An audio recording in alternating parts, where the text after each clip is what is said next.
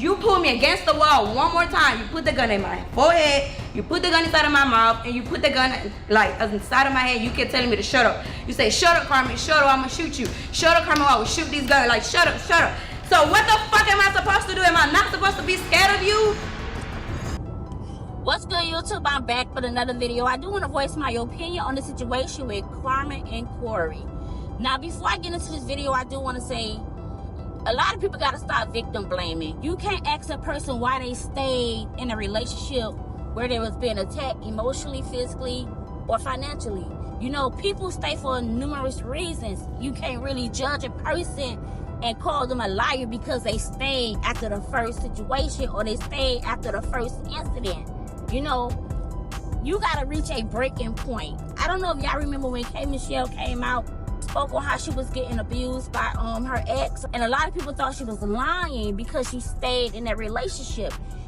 And the same situation happened with Cassie and P. Diddy. Nobody didn't know that P. Diddy was beating on this girl, hitting on this girl throughout the whole entire relationship until she reached a breaking point, moved on, then she went out and told her story.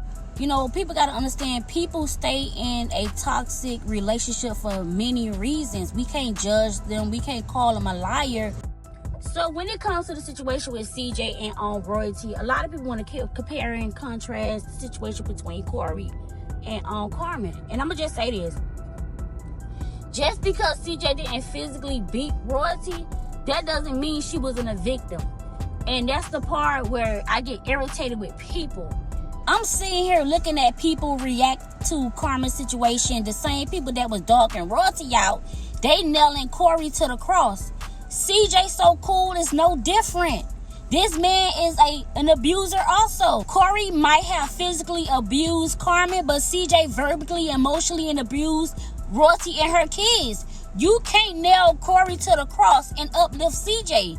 These two men are the same.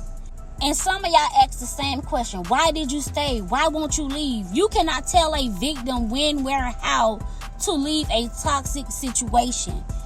And you also can't blame a victim for being a victim. If a person chooses to stay in a toxic situation, that doesn't mean they're not being victimized. Sometimes people stay because of fear. Sometimes people stay because they're not financially stable to move on. However, some women develop the Stockholm Syndrome where they so used to the abuse, it become normal to them. They don't see anything wrong because they constantly get beat on. They think it's love. Like, for example, the Cash Me Outside girl. Not too long ago, her baby father beat her up and she posted this video on social media. And this is how her face was looking. The next day she came out and said, I love him more than I love myself. I'm like, oh yeah, this girl got the Stockholm Syndrome. And it's easy said than done. I could tell her, oh, she need to leave that relationship. Y'all gotta understand, when you leave a toxic situation and you expose the abuser become more aggressive. Just like CJ, he got more demonic on the internet because Royalty started to expose him. Corey, now that Carmen exposed the fact that he hit on her, he gonna get more aggressive too. He gonna try to hurt her more than she hurted him. Women gotta be careful when they leave a toxic situation because of mental health issues. We see it all the time. Women try to escape their abuser. The abuser track them down and hunt them down and kill them. It's not as easy as y'all think to leave a toxic situation. So when it comes to domestic violence, whether it's verbally, emotionally, or physically, you can't blame the victim for being a victim. You can't say, oh, you deserve it because you stayed. Community Center in Northeast Miami-Dade.